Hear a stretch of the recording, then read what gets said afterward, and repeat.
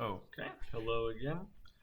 We're going to be looking at another league here with Mono Black Chains Aggro. Now, I've got one video already on the channel with the no power version of this deck, but today, as you can see, we're running power. We've got Black Lotus and 2 Moxen in here to help us power out some of our cards. So not a ton of power, but definitely a big difference, putting especially the Jet and the Lotus in your deck. And this version is not running Deathrite Shaman, it's just straight black. The no powered version in the video I posted just before Eternal Weekend. And I wanted to make sure that was in there because Eternal Weekend is, of course, the biggest. Eternal Week in Europe for me is the biggest event of the year that doesn't require power.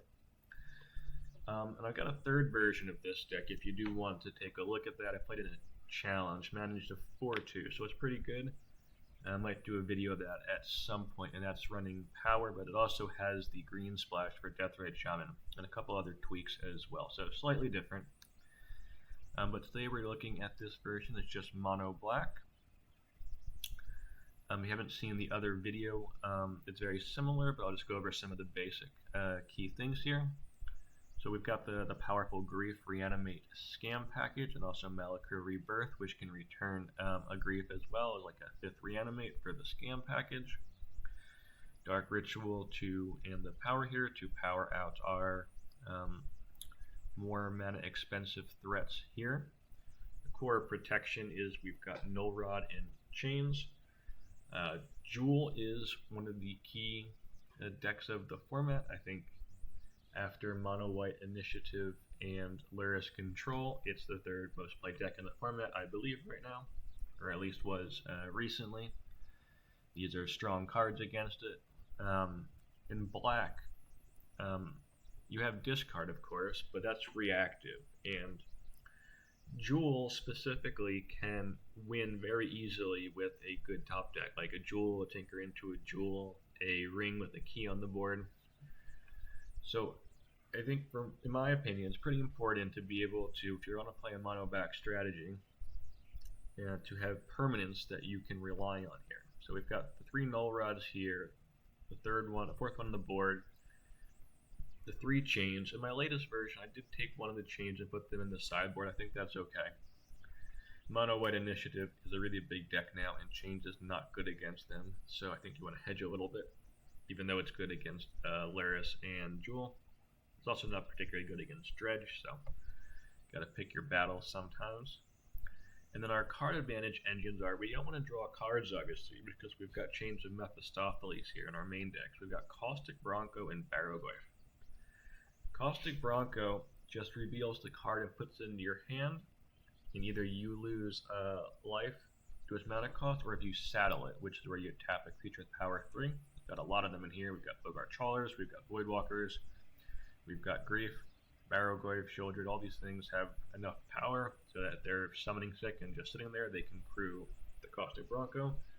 And instead of you taking the damage, your opponent does, which is quite nice. And then Barrowglyph, that mills cards equal to the damage is dealt and puts the creature in your hand. Also not drawing cards, but also getting you a nice engine there that plays well with the Chains of Mephistopheles. So that's kind of how we try and grind out games here. Another big deck in the format is Dredge. So we've got some respect there for Dredge. We've got 2 Voidwalkers in the main, 4 Trawlers in the main, Leyline of the Void in the sideboard for that matchup. Against Lyris Control and Mono White Initiative, we've got Feed the Swarms and Long Goodbyes we can bring in. Feed the Swarm is for Oath. I'm still a bit traumatized from the Show and Tell Oath Atraxa deck, and in mono black, in my opinion, this is probably the best way to try and combat that. So if they have an Atraxa in their hand, they're going for the Show and Tell plan. A lot of times we can beat that with things like Thoughtseize, Grief Reanimate, especially your Reanimate Atraxa, that's really good. But they just go Mox, Land, Oath. You're just dead on board without Feed the Swarm, really, as a way to destroy enchantments here. So I like that one. Shieldred's really nice top deck, and there are Karakas in the formats, but we've got Wasteland and Strip Mines, so even if they find their Karakas, It's usually not too difficult to be able to play it, remove it. Troll and Bogart Trawler are nice because for a few reasons. I think I mentioned before they can crew Bronco. They got the reanimate package here for the Troll. You can also pick them up with Barragoyf. You can mill into them and grab them as extra lands. And then Opposition Agent, just another strong card. I don't think it's particularly good against Mono White Initiative, Dredge, or Jewel, so I don't really love them having a bunch in the main deck. But it's your best tool against Doomsday and pretty good against some of the other Tinker decks, which is one thing this deck can struggle with. The top deck tutor into Tinker gets around a lot of the discard. I think there's definitely a case for, depending on the meta, if Doomsday and kind of Breach Tinker type decks are doing pretty well, I think there's definitely a case for putting some more opposition agents, even up to 4 really, in the sideboard, depending on the meta. And that's the deck. Let's get into it.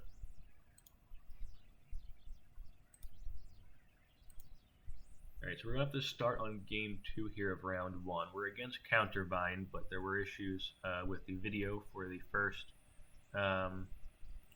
match. So we're on the, I believe, the play here against Countervine. We're already pre-boarded here because we've got Lines of the Void for them. So we're going to bring that in.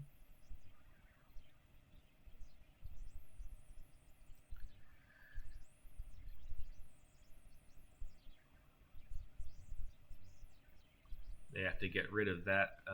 The combination of the Bauble in play and the Leyline of the Void makes, I think, impossible for,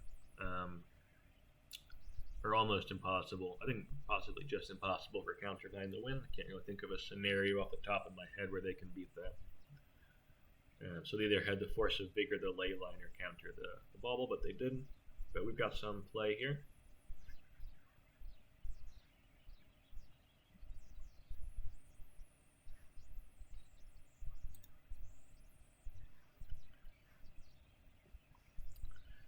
And Hull 1 still definitely plays around the Leyline, but our Barragoyf has Death Touch, so we're just going to go in there.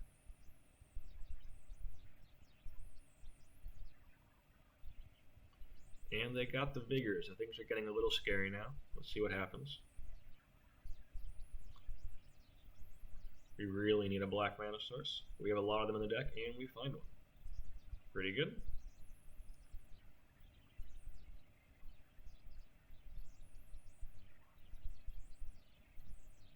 They get another swing here with the Bazaar, and they find some Wallas. A lot of Wallas, okay.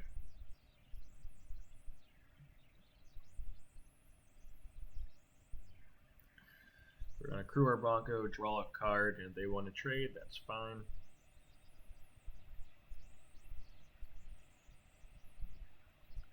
They got another Walla.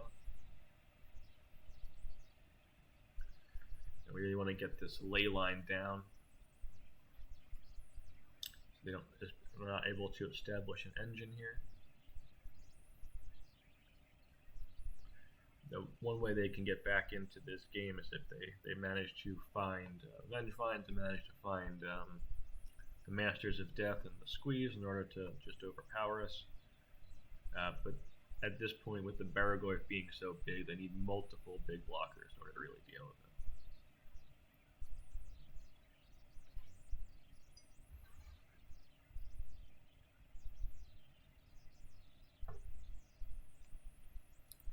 Alright, and I'm going to stop this one at this point. Between the Barragoyf and the Leyline, we've solidly locked this one up.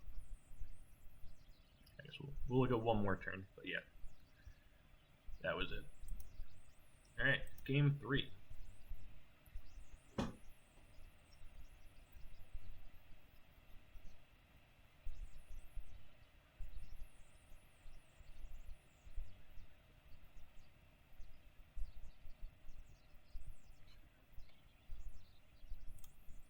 We're on the draw here. Always scary being on the draw against Countervine, especially they can set up a pretty strong opener there. But we do open with a Leyline and reasonable mana, so pretty good, especially the Wasteland there definitely helped.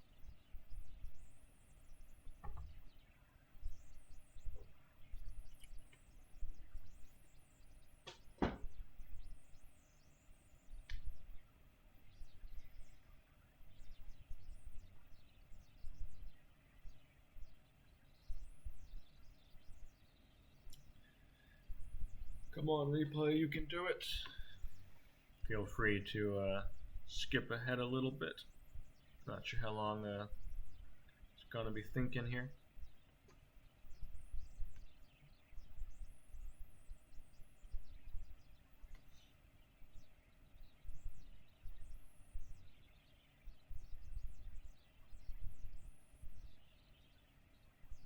Alright, there we go. They got a Bazaar.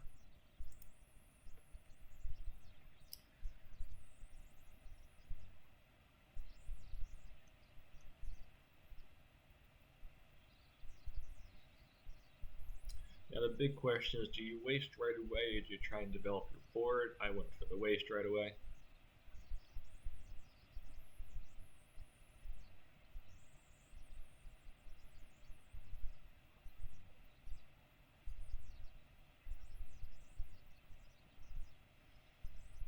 Got a couple options here. I think just being able to get something in play stops the attacks. Let's just draw some cards, which is pretty good. They don't know that we are flooded with lands.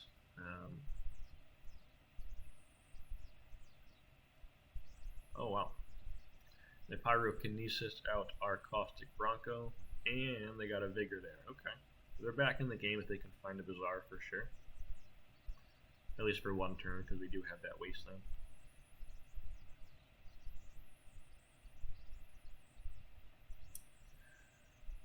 One of the strongest cards against Counterbind is Vexing Bubble. This shuts down a lot of what they're capable of doing here. They can Wasteland us, but that's about it. And this combination here is gonna do it. So yep, we got match 1 there against Counterbind. It was pretty strong. We didn't see game 1 there, but they did smash us a bit. Yeah, let's go to match 2.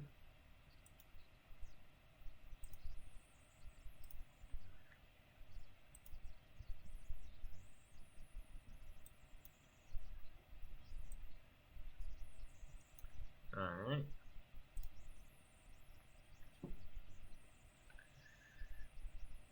Have to take a mulligan on the first one there, but we've got turn 1 Ancient Tomb Null Rod, which is against decks, not Langlers can be good. So they've got a Boromir. Boromir, not amazing against us. We got a couple Moxen, we've got Grief, but otherwise it's not stopping too much here. We can always hardcast the Grief. We're just playing a dumb blocker here to try and fend off the Boromir.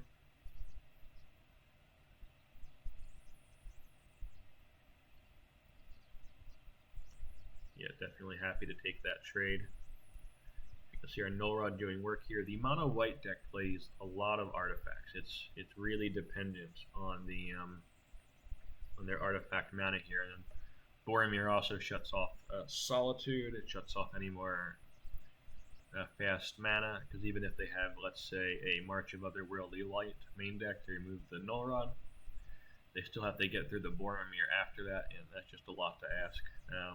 So, yep, go to game 2 here.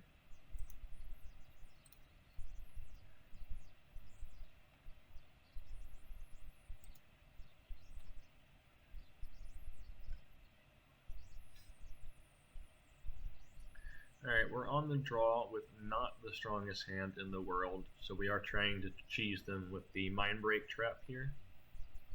So let's try and do that.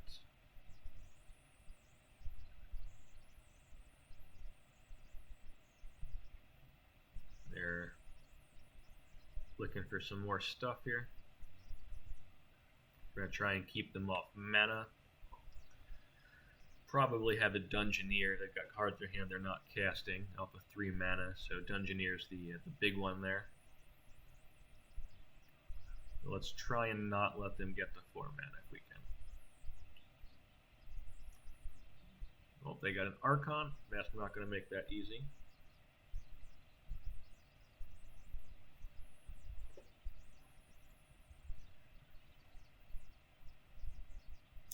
Yep, they got multiple Dungeoneers there, so we're just going to take one of the swords and just try and tempo them here. Unfortunately, Long Goodbye, unlike Feed the Swarm, does not deal with the Dungeoneer. So what I probably should have done was played Feed the Swarm on the Long Goodbye on the Archon. That would have been more advantageous for us than we could have Feed the Swarm the first Dungeoneer, which would have put us in a better position.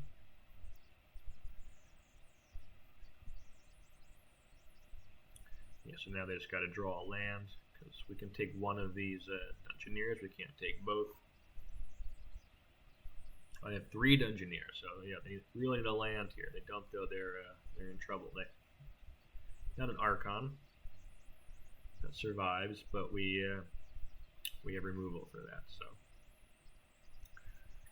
all right, not bad. So we're 2-0 now. Let's go to round 3.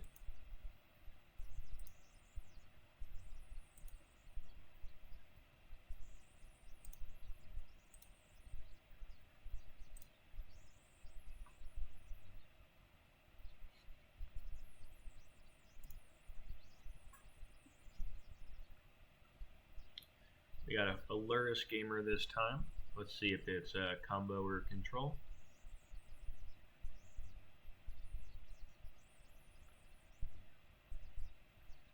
Gonna try and take them off that pearl there. See what happens. They don't like that. Okay.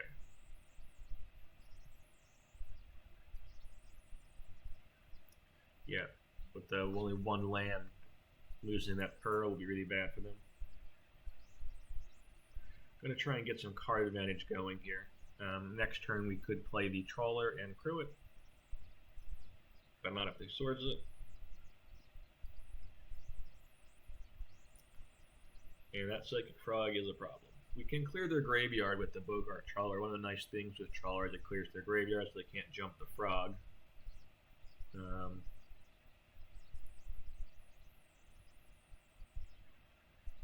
But they can just make the frog bigger and attack 3 always. So.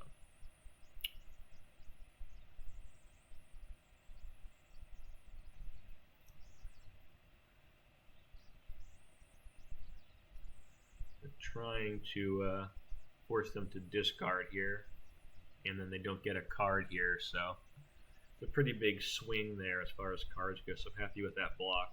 To buy time, they got Luris there. They've got nothing really to use with the Luris, and we can take them off the mana. I'm not sure about reanimating that Trawler there. I think in retrospect it might have been smarter just to play the other Trawler and save the reanimate. Find a removal spell, we could take out the frog and reanimate it. I don't love that play in retrospect, but part of the reason why I'm doing these recordings is just to see my plays and have a second think about some of them. So I think I would have just played the Trawler there.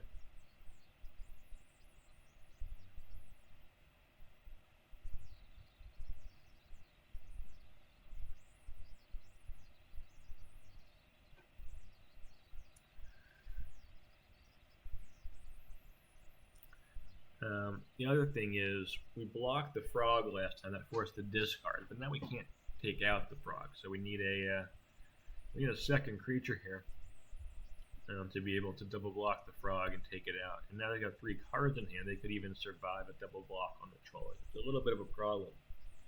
We kind of want like just a real removal spell here. Taking out the Underground Sea. If we drill a removal spell here, I feel pretty good, but they got Luris in their hand and 2 unknowns, but just on a Pearl, we'd be looking pretty good here. So let's see if we can find a removal spell.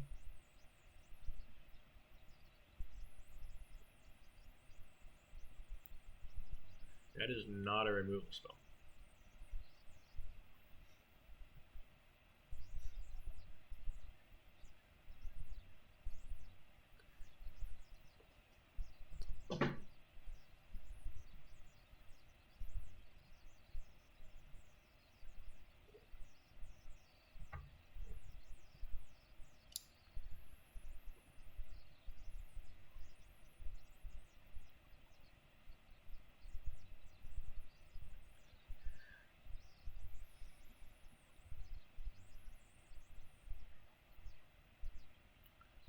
They're going to draw cards and get. Looks like they're getting back in this game now. We don't really have much going on. The frog by itself is definitely a very scary threat. Can't answer it. We had a window there where if we could have removed the frog or played something scary, I think we could have gotten there, but our Caustic Bronco got removed, and that was really critical for them. Like we had a Bronco, they had a frog, they removed ours, we couldn't remove theirs, and then it just spiraling out of control after that. They can outgrind us there.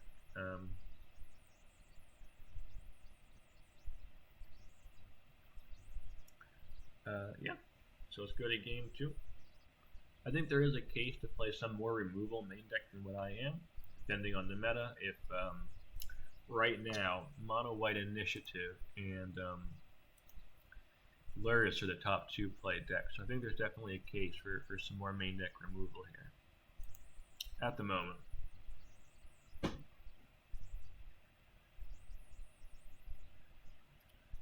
I don't usually play a Fatal Push in this deck, but it's definitely something you can do.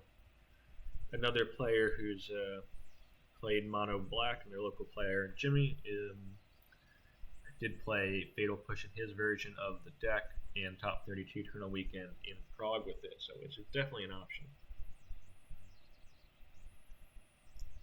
I have to take a mull here, which is unfortunate.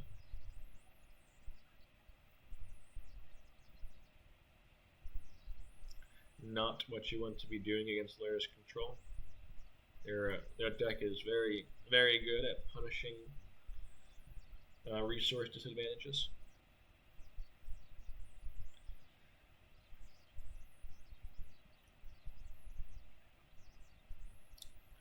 But you gotta do what you gotta do.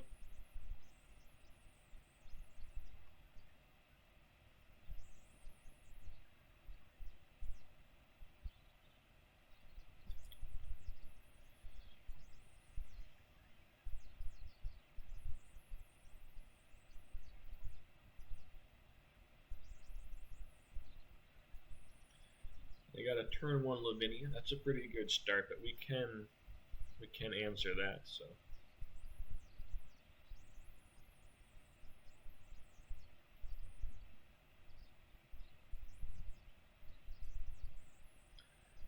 I guess one nice thing to point out here is our deck plays a lot of basics, quite a few, and trolls on top of that. So a lot of times we can play nicely around Wasteland.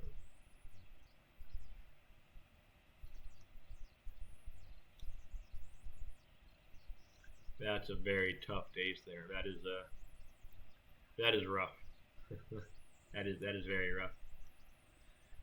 Not gonna play around daze in Vintage when it's played as a 1 or 2 of in some decks, but when it gets you, it does hurt.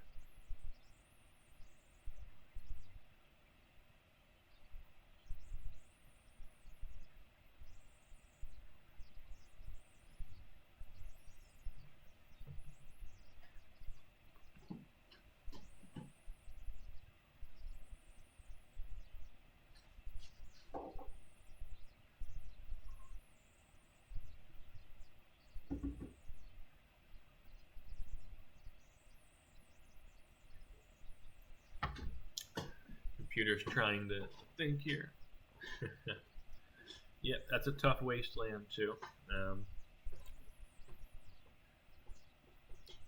And that Nile Spellbomb makes some of our options less scary there, and that's a very tough fortification. That could have Tutor could have got us back in there. So that was rough for sure. But we definitely have outs. We can get rid of the Lavinia to stop the bleeding, and if we can draw something like a Sheoldred or a Barrowgoyf, because they still have a pretty big graveyard even if we won't, we can get back into this, but we do need some sort of an engine now. Even a Caustic Bronco wouldn't be the worst thing in the world. But if we draw some air, or some reactive spells, they will grind us out with Lurrus here. So let's see what happens. They don't have a third mana to buy Luris yet, so they're not playing stuff, so they might even have a counterspell at this point, so that's also scary.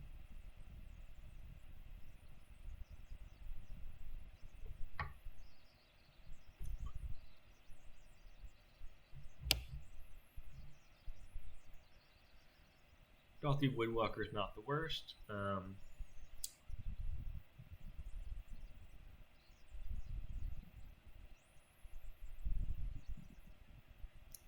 That can they're stuck on mana, so we can use this Wasteland here. We did not use the Wasteland. I think that was a mistake. I think I should have wasted them there. Yeah, I don't like that play at all. That obviously just cost us big time right there, so. Well, I guess it wouldn't have done anything. They still could have Treasure Cruise just taking out of the graveyard, but still don't love that.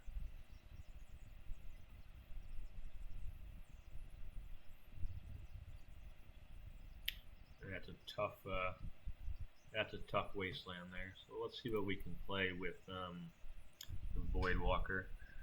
So I think this was probably a mistake too. I think playing the Treasure Cruise with the Voidwalker last turn was the stronger play. So yeah, in retrospect, not thrilled about that one either. Might not even check these. We do have a change though, and we're winning on board at the moment. The change means that Frog can loot, but Frog can't actually draw cards. So I think they're worried about the chains more than they should be here, but they've got a Luris coming to stabilize. Are they going to double ping us?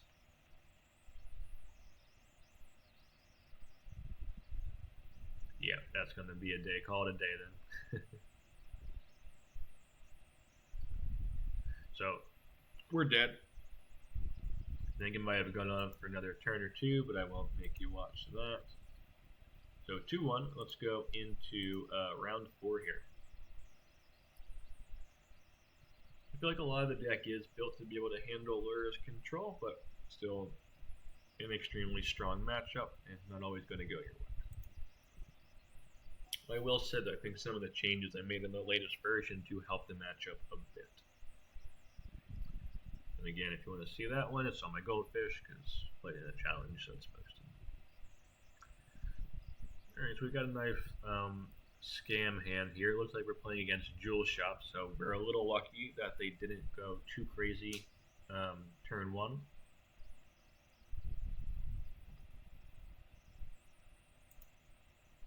So we get their Jewel, and then we can play the chains. In retrospect, I'm not sure about that. Probably should have taken the Metamorph because then the Jewel doesn't do anything with the chains. Not sure why I did that in that order, but just with the Metamorph in play, they can copy Grief, but then they can see that we have an Ancient Tomb. So won't do anything. But now if they play the Metamorph, they can take our Sheoldred, which is quite bad, and they've got a Saga in play, so I'd much prefer them to have the Metamorph.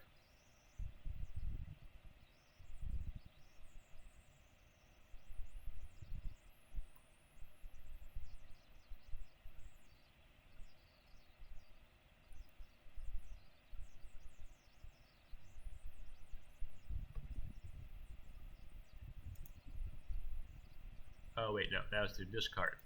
My mistake. We took the Jewel and had the Saga in hand. Okay, that makes more sense now. So they couldn't get rid of the Sheoldred.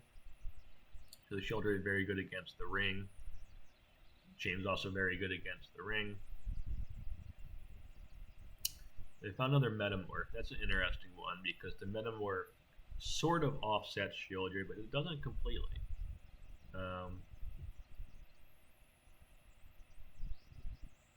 It was interesting, no blocks there. That took a lot of damage. You're about to take 2 more off of their ring here. They gain life from their shielded from their draws. But how these triggers stack, they do go in our favor here. So we got game 1 there in the pretty funny Shieldred Mirror. A lot of credit to Chains though, not letting them to really draw cards for bought us the time there we needed to win. So let's go to game 2.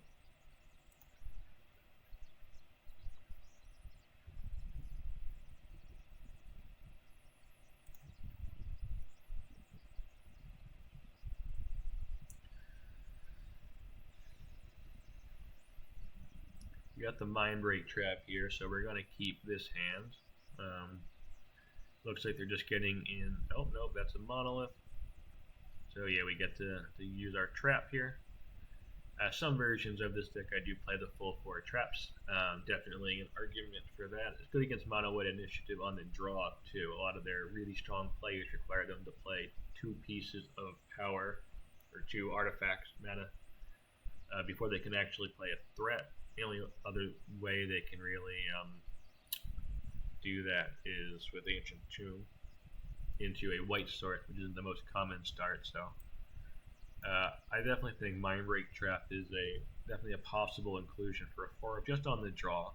I wouldn't have all 4 or potentially any on the play. I want Thoughtseize on the play. Jewel Shops especially has a very common line where they've got Workshop, Ring, and then any sort of fast mana source for 0, and they just go turn 1 Ring. Doesn't care about Mind Break Trap at all. Whereas, you know, Thoughtseize on the play would stop that. So I think, yeah, Mind Break Trap is good. Alright, so we're 3-1 now. That's pretty good. Well, let's go into round 5 here and see how we finish up.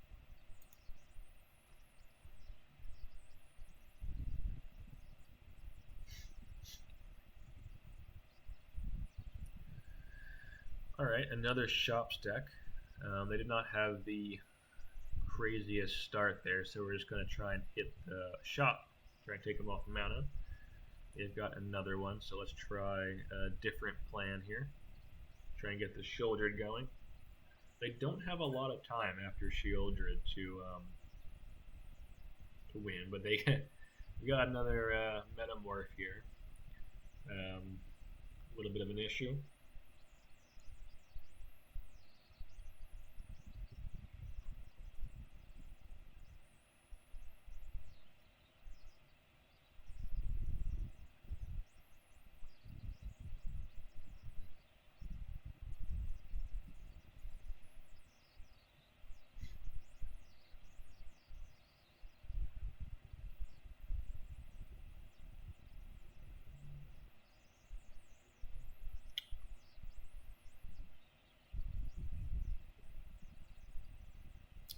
They didn't block there, it's interesting. I think they're probably worried about us just getting it reanimated, bringing it back.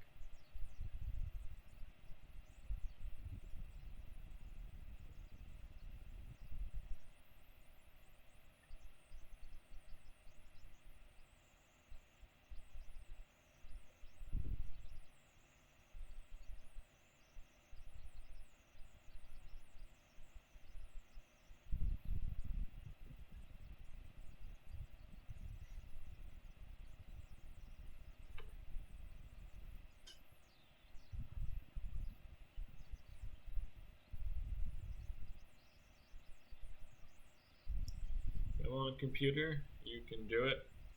Alright, so lots of triggers happen.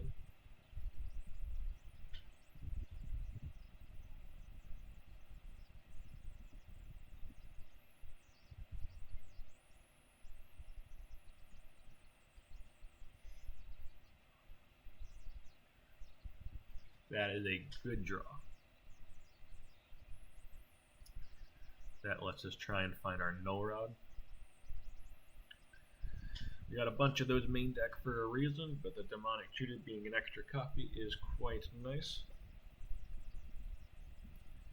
Now they can get rid of their ring that's pinging them, so that's certainly helpful for them, but they need to find a Sink in the Stupor and 2 blue mana or an Urza Saga, or they are in trouble. You can't grief them here. They played the rings. They do have protection there, so we're just going to play a guy. In retrospect, that was that's fine. We can't swing with the Barrogoyf. Can't deal damage with the Barrogoyf either because of the ring protection, right? Yeah. So that's fine.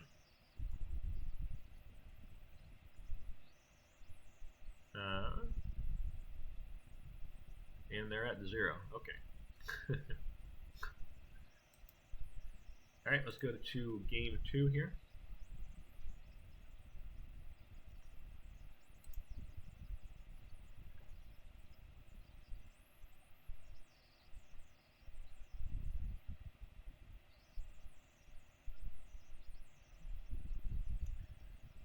We have the turn 1 chains, but they can definitely do something scary like Lotus Petal into Karn and Tinker turn 1, and then just win with Time Walk. So without Mind Break Trap, you can't stop these kind of scary starts. So, and they've got the lock there. So yeah, without Mind Break Trap, you can't really interact with that kind of a start. So we've got 2, but yeah, definitely, like I said, there's a case for 4 Mind Break Traps. But yeah, we're back on the play here in game 3. Got a nice grief hand. Using the Malakir Rebirth like a reanimate here to, before the grief actually dies, you use the Malakir Rebirth to target it, and then it comes back under your control and it dies. So quite nice. They did find their 1 Saga, but we've got 4 Wastelands and a Strip Mine, so we won that battle quite nicely. Got our second mana source here, which we really need. Now we just want to find some mana, so we're going to take a turn off here from the chains and just hope they don't get a super crazy draw right away.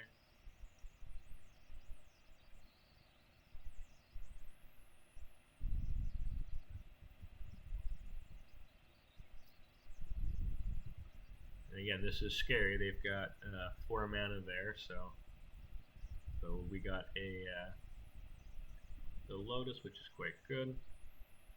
So not a ton they can do at this point, and they're just packing it up. So yeah,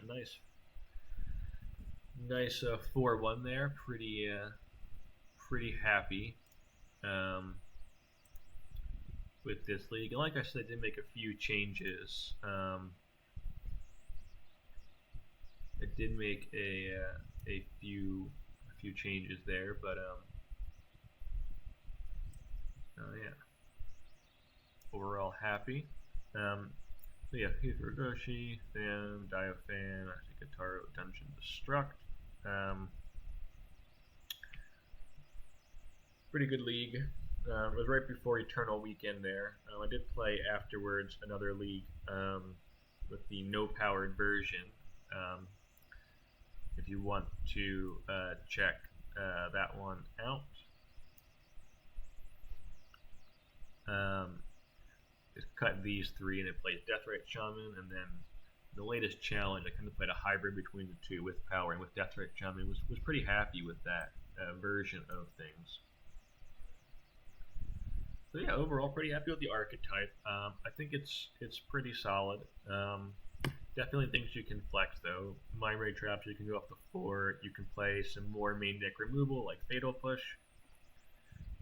You can switch up the types of removal. I like Feed the Swarm because of Oath. Oath isn't particularly common right now, so you can try and just avoid it. You can play more opposition agents. Doomsday isn't the most played deck in the format, but it's also good in the Tinker Shells aren't as well. They are opposition agent is our best tool in those matchups probably. So I think depending on the meta, a couple opposition and sideboard is a good plan. The problem with mono black here is it's very strong. Obviously, we have a lot of really powerful cards, as you can see, and a lot of really good hosers. You know, Jolty Voidwalker just completely shuts down graveyard decks. Sheoldred, Chains, Null Rod are great against drawing. Baravoyf's amazing engine, Grief's good disruption, but we don't have a lot of card selection outside of these two, which are a little slower. So you kind of have to pick and choose your battles and what you're going to face. So playing mono black, you really have to stay on top of the meta and try and make good guesses here what you're going to play. That's true for all decks, but I think it's especially true for decks like this, where you really need to be ready for things. So yeah, I enjoyed that. I'm not sure if I'll make a video on my challenge, but definitely possible. Thanks for tuning in. Like and subscribe if you want. Maybe drop a comment down if you got any suggestions on the list. I'd be happy to hear them. All right, thank you.